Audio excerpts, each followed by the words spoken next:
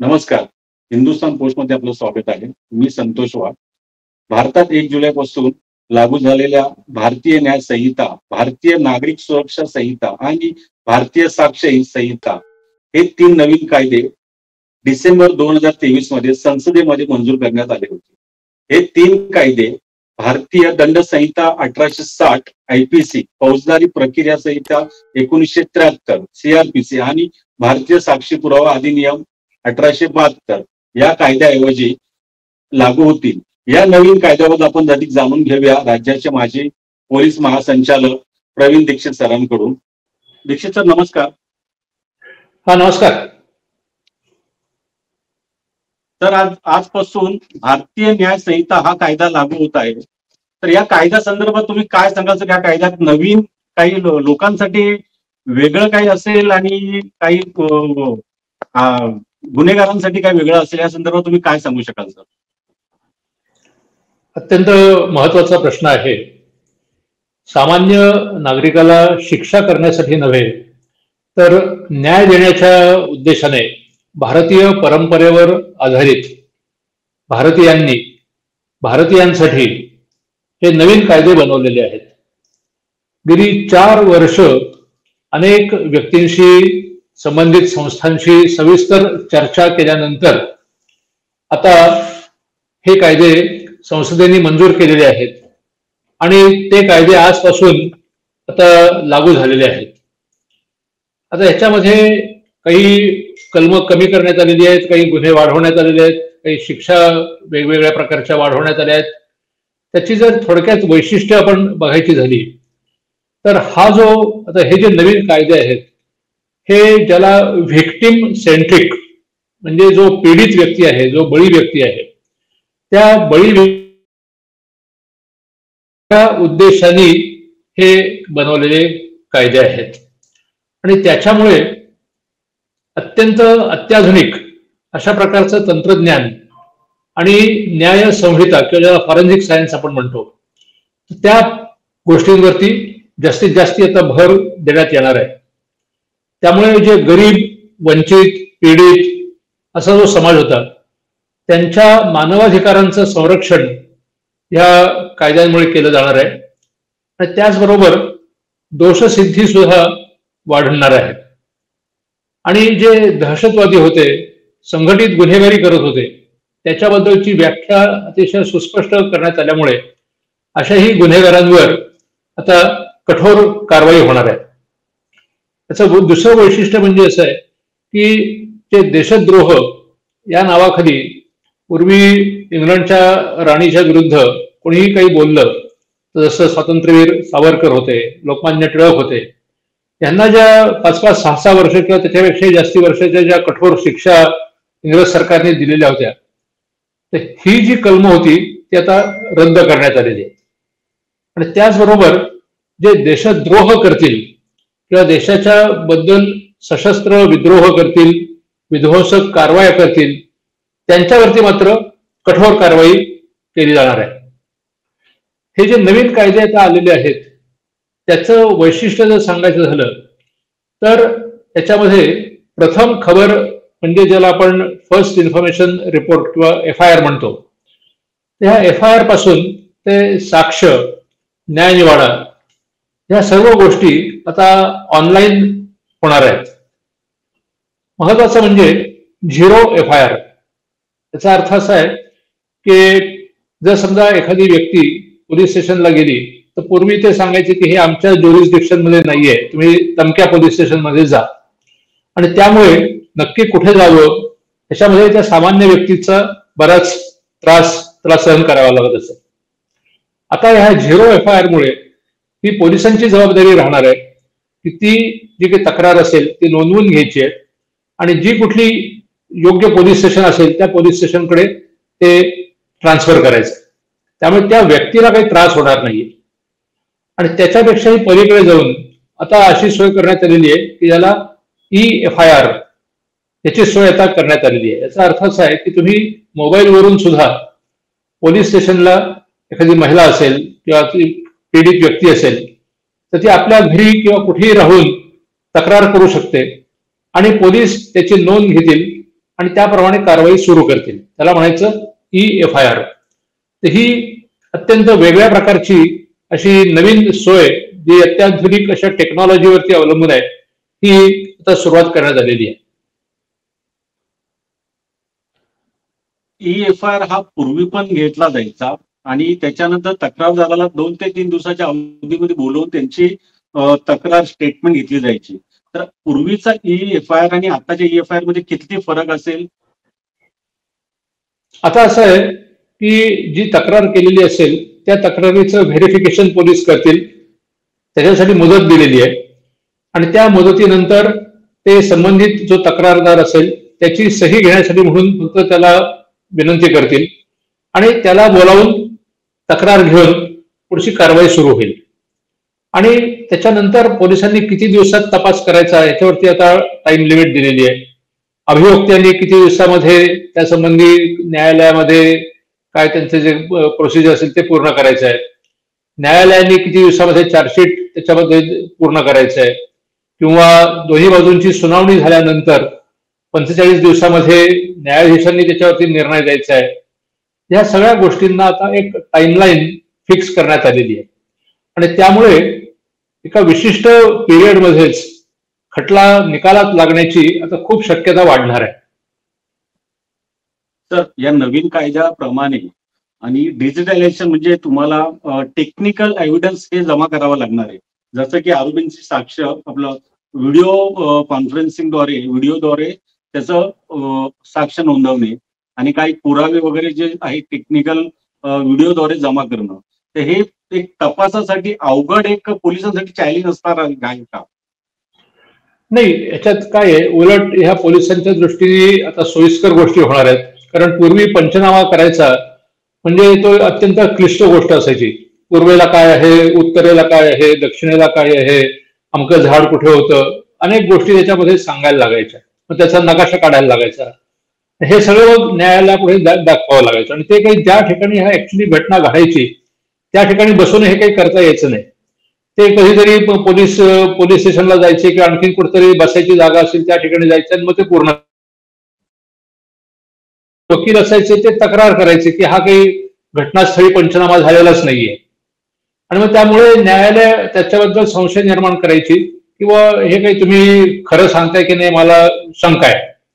आता तसं होणार नाहीये. आता तुम्हाला एक 4 मिनिटाचा video on the spot police आपल्या मोबाईल फोन मधून किंवा जी काही त्यांच्याकडे सोय असेल त्याप्रमाणे त्याच ठिकाणी आता व्हिडिओ काढणार आहेत आणि त्यामध्ये ह्या सगळ्या गोष्टी सुस्पष्ट व्यक्त होणार आहेत की पीडित व्यक्ती कुठे होती, आरोपी कुठे होता, त्याच्या आजूबाजूला काय होतं, कोण नव्हतं. ह्या सर्व गोष्टी आता त्या 4 मिनिटाच्या व्हिडिओमध्ये त्या दाखवल्या जातील.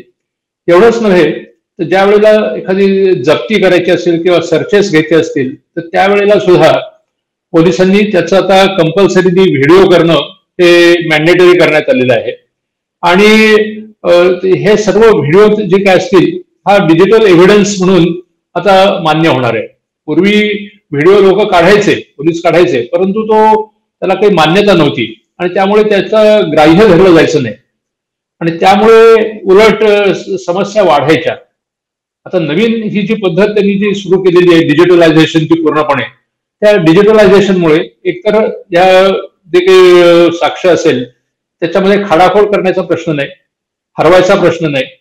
त्याच्यामध्ये कोणी जर एखादी तपासिक अधिकारी असेल तो नसेल किंवा साक्षीदार नसेल तरी देखील त्याच्याने काही फरक पडणार नाहीये. त्यामुळे ही अशी अत्याधुनिक अशा प्रकारची पद्धत आता सुरू होणार आहे. तर या नवीन कायद्यामध्ये जो आरोपपत्र आपण दाखल करतो 90 दिवसाची कालावधी होती आणि आता ही 60 दिवसाची कालावधी करण्यात येईल असं बोललं जाते. तर याच्याबद्दल काय थोडं जे हे असेल ते जरा सविस्तर तुम्ही सांगितलं तर बरं होईल. आता कसं आहे की तपास हा किती दिवसात, म्हणून मी मगाशी सांगितलं त्याप्रमाणे एक प्रत्येक गोष्टीला आता टाइमलाईन दिलेली आहे की पोलिसांनी किती दिवसामध्ये तपास पूर्ण करायचा. त्यामुळे एक त्यांनाही असं बंधन राहणार आहे.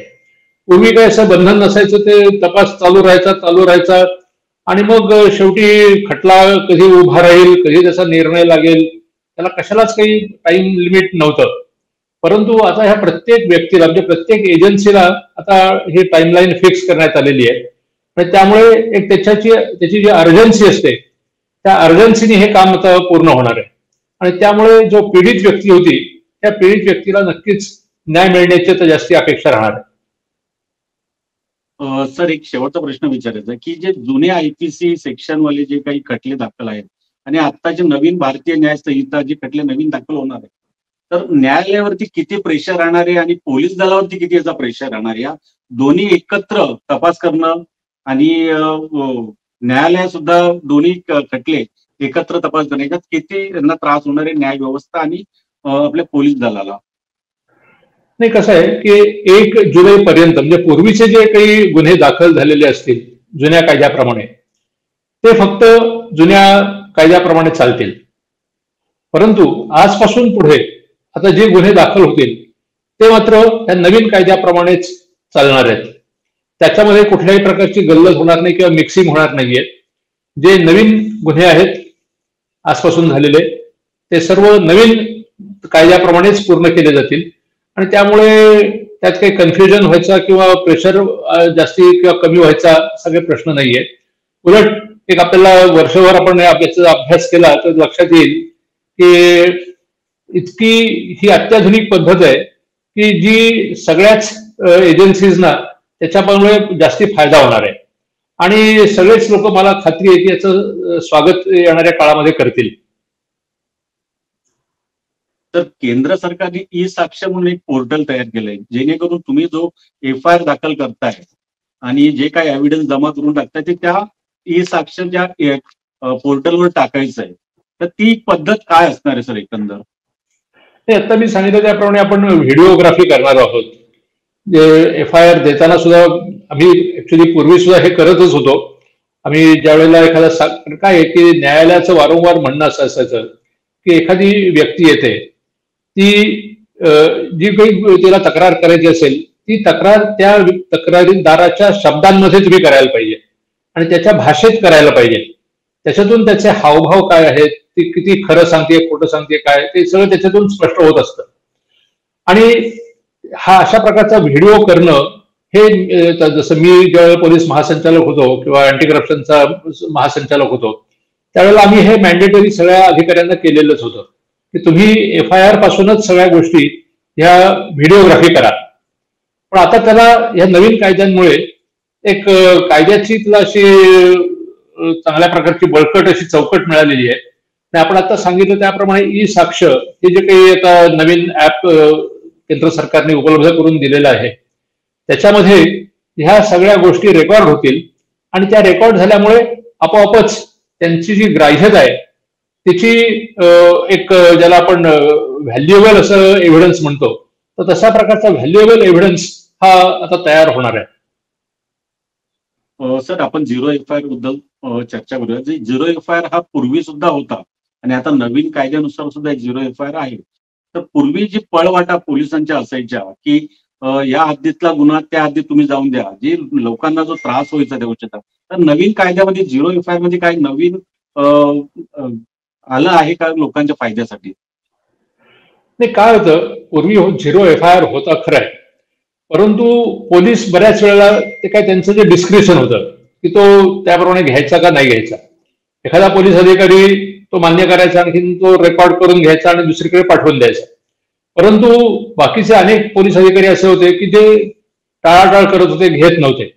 आता ते होणार नाहीये. आता हे मॅन्डेटरी आहे. आता कोणीही तक्रारदार पोलिसांना अप्रोच झाल्यानंतर त्याची जी काही तक्रार असेल ती नोंदवून घेणं आणि जर तुमच्या हद्दीतली नसेल तर ज्या हद्दीत जे कोणी पोलीस संबंधित असतील त्या पोलीस स्टेशनला पाठवणं ही आता पोलिसांची जबाबदारी झालेली आहे. पूर्वी ही जबाबदारी त्या तक्रारदाराची होती. आत्ताच्या आणि पूर्वीच्यातला हा मूलभूत फरक आहे की पूर्वी ही तो जो तक्रारदार असेल त्याला धावाधाव करायला लागायची. आता ते जाऊन आता पोलीस अधिकारी ती योग्य व्यक्तीपर्यंत पोहोचवण्याची जबाबदारी पूर्ण पाडणार आहेत. तर नवीन भारतीय न्याय संहिता ह्याच्यामध्ये महिलांवरती जे गुन्हे, महिलांवरती जे अत्याचार आणि त्यांच्या ह्याच्यातले गुन्हे दाखल होतात, तर या नवीन कायद्यात त्यांच्यासाठी काय नवीन हे असणार आहे महिलांसाठी खास? नाही, अत्यंत महत्वाचा प्रश्न आहे की जो ब्रिटिश कायदा होता हा पूर्णपणे फक्त एक तर ब्रिटिशांची सत्ता चालू राहावी ह्या दृष्टिकोनातून बनवण्यात आलेला होता. आता हे नवीन जे कायदे बनवलेले आहेत हे आपल्या भारतातल्या मातृशक्तीचा सन्मान करायचा हा उद्देश समोर ठेवून बनवण्यात आलेले आहेत. तर एक साधी गोष्ट आहे की अनेक उच्च न्यायालय, सुप्रीम कोर्ट यांनी वारंवार सांगितलेलं होतं की जर एखाद्या महिलेने एखाद्या पुरुषाबरोबर काही शरीर संबंध ठेवलेले असतील आणि त्याच्यामध्ये नंतर त्या माणसाने जर त्या महिलेशी लग्न करायला नकार दिला असेल, ती महिला म्हणायची की माझ्यावरती बलात्कार झालाय म्हणून तुम्ही गुन्हा दाखल करा, आणि न्यायालय म्हणायचं की नाही, हा काही बलात्कार नाहीये, हे ते मान्यतेनेच झालेला हा काही प्रकार आहे आणि त्यामुळे हा काही गुन्हा नाहीये, आणि ते तो जो कोणी माणूस असेल त्याला बहुतेक वेळेला ऍक्युएट म्हणजे निर्दोष सोडलं जायचं. आणि त्यात त्या महिलेची मात्र फसवणूक व्हायची. आता ती फसवणूक, हा जो फसवणुकीचा जो गुन्हा आहे की तुम्ही लग्न करू असं आश्वासन देऊन जर शरीर संबंध ठेवलेले असतील तरी देखील तुम्ही जर ते खोटं आश्वासन दिलं म्हणून तुमच्या विरुद्ध हा आता नवीन गुन्हा दाखल होणार आहे. हा महिलांच्या दृष्टीने अत्यंत महत्वाचा अशा प्रकारचा हा मुद्दा आहे. किंवा एखाद्या महिलेला डिसिटफुल म्हणजे खोट्या नावाने एखादा कुठल्याच तरी दुसऱ्याच धर्माचं नाव घ्यायचं, काहीतरी फसवाफसवी करायची आणि नंतर मग ओळखीला यायचं की त्याचा खरा धर्म वेगळाच आहे, खरी काही त्याची ओळख वेगळीच आहे, आणि त्या महिलेची फसवणूक झाली असं तिला वाटायचं. हे जे प्रकार होते त्याच्यामध्ये आता हा गुन्हा होणार आहे आणि त्या गुन्ह्याचा तपासही व्यवस्थित पूर्ण होणार आहे. दुसरी महत्वाची गोष्ट अशी आहे की गँगरेप असेल तर गँगरेप वरती सुद्धा आता अत्यंत कठोर अशा प्रकारची मृत्यूदंडाची शिक्षा याच्यातून सुचवलेली आहे, किंवा 20 वर्षाची जन्मठेप सुचवण्यात आलेली आहे. किंवा साधी गोष्ट आहे की अनेक महिलांचे आज चेन स्नॅचिंग होतात किंवा मोबाईल स्नॅचिंग होतात. आता सध्या हे काही गुन्हे, काही गंभीर गुन्हे आहेत अशा प्रकारे दाखल होत नव्हते. त्याच्यात एक साधी चोरी झाली वगैरे अशा टाईपचं काहीतरी गुन्हा दाखल व्हायचा किंवा व्हायचाही नाही. आता तसं होणार नाहीये. आता मोबाईल तुमचा हिसकावून घेणं असो किंवा चेन स्नॅचिंग असो, हा अत्यंत गंभीर अशा प्रकारचा गुन्हा होणार आहे, आणि त्यामुळे देखील महिलांना खूप मोठ्या प्रमाणामध्ये एक आश्वासन मिळणार आहे. आणि ह्याशिवाय जे महिलेचं किंवा मुलीचं वय असेल त्याप्रमाणे सुद्धा शिक्षेचं प्रमाण वाढवण्यात आलेलं आहे. जसं आता लहान मुलीवरती काही बलात्कार झालेला असेल किंवा 14 वर्षाच्या आसपासची जी मुलगी असेल त्याच्यावरती काही अत्याचार असेल तर त्याच्यात देखील कठोर शिक्षा आता याच्यामध्ये सुचवण्यात आलेली आहे. काही याच्यामध्ये मृत्यूदंड सुद्धा मी म्हणलो त्याप्रमाणे सुचवण्यात आलेला आहे. तर भारतीय दंड संहितामध्ये 511 ही कलम होते, 511, आणि आता भारतीय न्याय संहितामध्ये जे कलम कमी झाले, माझ्या याच्याप्रमाणे 353 कलम पर्यंत आलेले. तर हे जे कलम बाकीचे वगळण्यात आले ते कुठल्या प्रकारचे कलम वगळण्यात आलेले भारतीय न्याय संहितामध्ये? नाही, आता काय जी आउटडेटेड अशा प्रकारचे बरेचसे कलम होती, जसं आता एक 377 म्हणून एक पूर्वी कलम होतं, म्हणजे अनैसर्गिक संभोग करणं वगैरे असे. तर अशा प्रकारची जी काही आउटडेटेड गोष्टी होत्या ज्याला आता मी सांगितलं की देशद्रोह हा प्रकार जो काही होता तो त्याच्यातनं वगळण्यात आलेला आहे. असे जे सेक्शन्स कमी झालेले ते जे आउटडेटेड सेक्शन्स होते, ते आउटडेटेड ज्या गोष्टी होत्या त्या आता त्याचं नोंद घेऊन त्या पूर्णपणे रद्द करण्यात आलेल्या आहेत. आणि जसं आता सांगितलं की पूर्वी 511 कलम होती, त्याच्यामध्ये 358 आता झालेली आहेत. 175 कलमांमध्ये बदल केलेले आहेत. 20 नवीन गुन्हे दाखल करण्यात आलेले आहेत. 9 कलम वाढवण्यात आलेली आहेत. 23 गुन्ह्यांमध्ये कमीत कमी शिक्षा सुचवण्यात आलेली आहे. 22 कलम रद्द करण्यात आलेली आहेत. आणि सगळ्यात महत्वाचं म्हणजे जे किरकोळ गुन्हे असायचे किंवा एखाद्या माणसाच्या हातून चुकून काही गुन्हा झाला असेल असं वाटत असेल तर त्याला ताबडतोब तुरुंगवास ही जी पूर्वी एकच शिक्षा होती त्याच्याऐवजी आता समाज सेवा किंवा कम्युनिटी सर्व्हिस ह्या अशा प्रकारची 6 गुन्ह्यांमध्ये समाज सेवा आता सुचवण्यात आलेली आहे की त्यामुळे त्या व्यक्तीचे फारसं नुकसान होणार नाही, परंतु त्याला आपण काही गुन्हा केलेला आहे ह्याची जाणीव मात्र नक्कीच राहील. आपण भारतीय सर, तुम्ही हिंदुस्थान पोस्टशी बोलल्याबद्दल धन्यवाद. हो, धन्यवाद. आपण एवढा वेळ दिलात त्याच्याबद्दल नक्कीच धन्यवाद. आणि मला खात्री आहे की सगळे सर्वसामान्य नागरिक देखील त्या बदलांचं स्वागत करतील.